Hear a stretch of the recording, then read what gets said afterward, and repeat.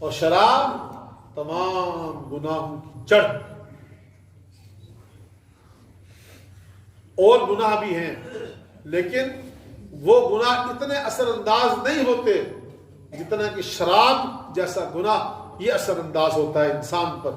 اور اس سے نہ صرف یہ کہ اس کی اپنی زندگی بلکہ اس گناہ سے وہ پورے سماج کو متاثر کرتا ہے اور پریشان و حیران کرتا ہے.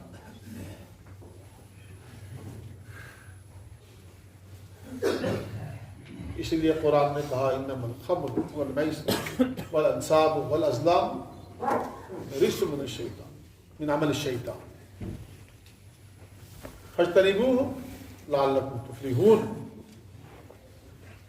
کہ اے ایمان والو، شراب کا پینا، جوے کا کھیلنا، بتوں کی پوجا کرنا اور نجومیوں کے پاس جانا،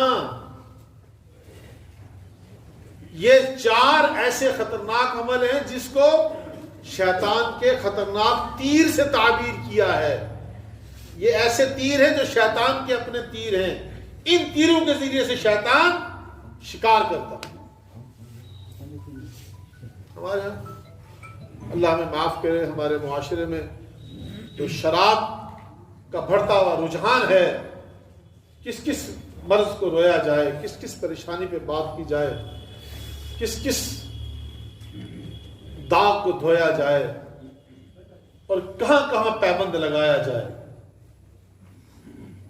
اپنی تباہی کے قصے اتنے ہیں کہ یہ قصے چھیڑو تو ختم نہیں ہوتے.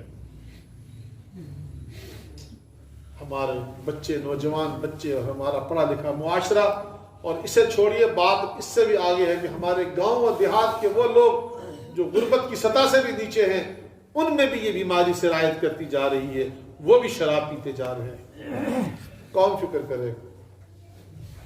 کون بچائے گا اس معاشرے کو، اس سماج کو تباہی سے، بربادی سے؟